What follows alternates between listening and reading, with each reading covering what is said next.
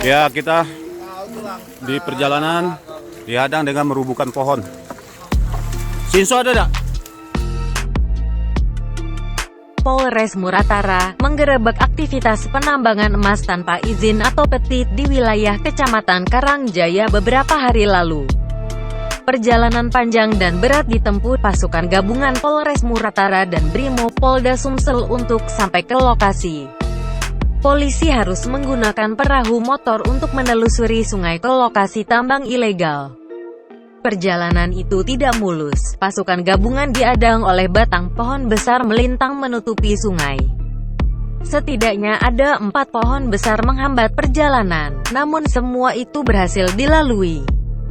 Polisi sebenarnya sudah memberikan edukasi, sosialisasi, menyebar maklumat tentang aktivitas tambang ini sejak Maret tahun 2022.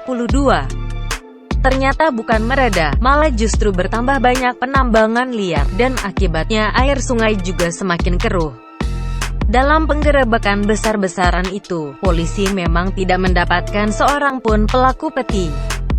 Polisi memusnahkan sebanyak 26 mesin dompeng dengan cara dirusak dan dibakar.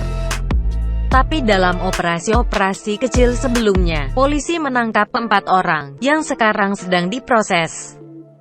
Kapolres Musirawas Utara, AKBP Ferly Rosa Putra mengatakan, aktivitas penambangan emas tanpa izin di daerah ini benar-benar merusak alam.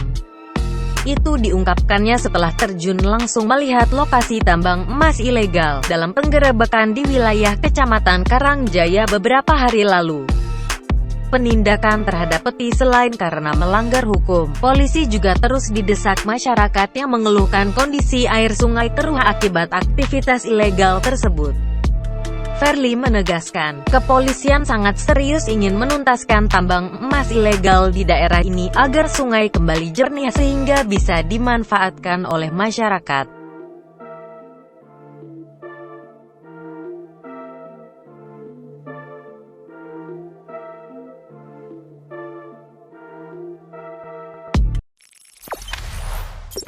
Jangan lupa subscribe, share, komen, dan like ya.